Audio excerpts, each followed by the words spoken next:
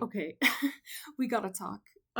It's been a few days, and I'm very excited to continue this little experiment that I'm doing. Um, it's interesting because I caught myself already, um, almost trying to chase the algorithm, and I think the most recent video I did was me just trying to do the thing that I think, is going to make me, I don't know, I don't want to say successful. But I think the nature of social media is you want to chase the numbers. They really gamify that in us. And I've also worked in digital media for a number of years, so I know a lot about how these algorithms work. And I'm like, oh, if I just title it like this, I made it a title I didn't want it. I wanted it to be simpler and more evocative. And I was like, no, if I title it this, maybe, you know what I mean? So anyway, I'm just trying to keep track of that. And I don't want to change my behaviors to try and appease an algorithm because that's lame and that's stupid. Anyway, so I was just reading and having a cozy night, and I just had a moment that this is why I engage with storytelling. I had kind of a hard day. I've been having a lot of those recently, and anyway, I've just been reading Lord of the Rings, and I've mentioned that I've been having a really good time with it. I did The Hobbit first, and I enjoyed that, but I knew I was really excited to get to Lord of the Rings. So I was reading it, and it's been really fascinating. It's very different than I thought a lot of it would be. There's a lot of them just trekking across the wilderness and descriptions of that, and that's been really interesting. It's interesting noting the differences between the characters in the movie. They really built out Legolas and Gimli's characters, for example, and Merry and Pippin too in the movies. I think to great effect. There's one of my cats. Woo! Anyway, and so it's just been and the language is beautiful, and it's a great book. We all know that. It's one of the classics. But I just read the chapter where what's it called? The Bridge of, this is going to be a fun pronunciation game. Khazad-dûm? I think maybe is how you say that. Anyway, but it's the chapter where they go into the mines of Moria and they come across the Balrog. And they're fleeing. Oh my god, it is one of my favorite chapters of literature that I've ever read.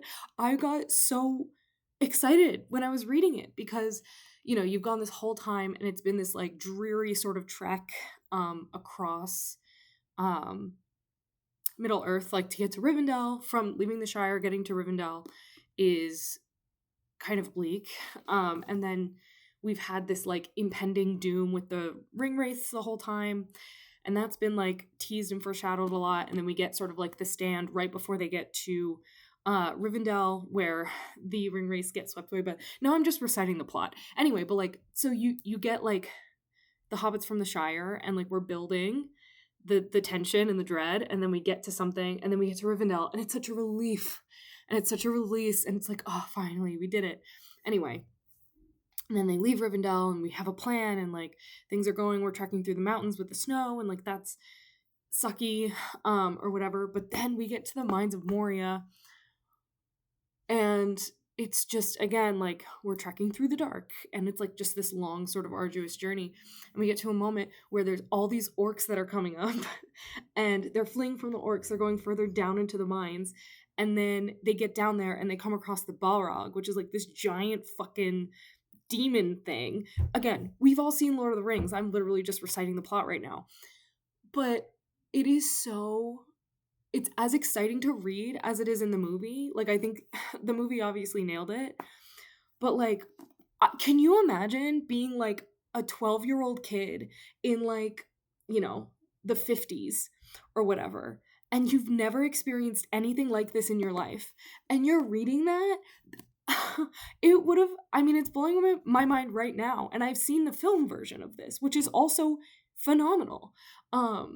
But I got so excited. The descriptions are incredible. There's a really great narrative device or literary device with the repeating of the drums. There's this ominous beating of the drums that's coming from the orcs, and it's literally the word doom doom, the word doom. and it's just like this drum beat that keeps going the whole sequence. So cool. Let me see. I'm sorry, I'm so excited. But it's such an adventure. And what a great moment. And like we lose Gandalf, and Gandalf's dialogue and his last stand is like so cool. I'm literally out of breath. Noelle, calm down. Sorry. um Where's the like initial description of the Balrog? Because it is so cool. My hands are shaking. Noelle, calm down. Blah, blah, blah, blah. Okay, I think it's after this. Okay. Something was coming up behind them. What it was could not be seen. It was like a great shadow, in the middle of which was a dark form, of man shape maybe, yet greater. And a power and terror seemed to be in it and to go before it. So I think that's such a cool descriptor, especially that last part, because it's not just a physical description of the monster. It's describing like this deep-seated like terror and power that's emanating from it. And I think that's so cool because there is a great, physical description of what it looks like and everything. But to like fill in the like emotional, evocative details, I love literature so much because it can do that. Like it harkens to an interior world, not only of the characters, but of the reader as well. So if we can tell you, as like if the author can tell you, like, this is how powerful and terrifying it is, like, that just adds to the overall experience because it's not just an imagined visual, it's also the imagined emotional. I just love books. I love books. And then Gandalf's like speech. Oh my goodness. Okay, I'm just going to read this little paragraph. "You cannot pass," he said. The orcs stood still, and a dead silence fell. "I am a servant of the secret fire, wielder of the flame of Anor. You cannot pass. The dark fire will not avail you, flame of Udun. Go back to the shadow. You cannot pass." So Gandalf standing there. I sound like such a nerd right now, and I don't care. Okay. The Balrog made no answer. The fire in it seemed to die, but the darkness grew. It stepped forward slowly onto the bridge, and suddenly it drew itself up to a great height, and its wings were spread from wall to wall. But still Gandalf could be seen, glimmering in the gloom. He seemed small, but altogether alone, gray and bent like a wizened tree before the onset of the storm. From out of the shadow, a red sword leaped flaming. Glamdring, which is the name of Gandalf's sword, glittered white in answer. There was a ringing clash and a stab of white fire. The Balrog fell back, and its sword flew up in molten fragments. The wizard swayed on the bridge, stepped back a pace, and then again stood still. "You cannot pass," he said. Anyway, it goes on. It's so well written. It's just so cool. Like, you have the pressure from the orcs behind, and then you have the Balrog coming up, and it's like we've had all this slow burn build up of them like trekking across the country and trying to get to where they need to go and keeping watch and doing all these things. And this is the first like jaw-dropping big like set piece that we get, and it just delivers. I love epics. I love fantasy. I love Tolkien.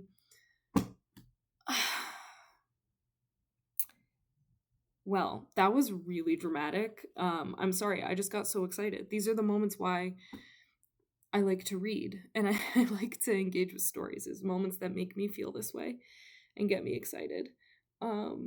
So thanks for listening to me nerd out. I'm gonna go read more of this because I'm having a good time. Okay, bye.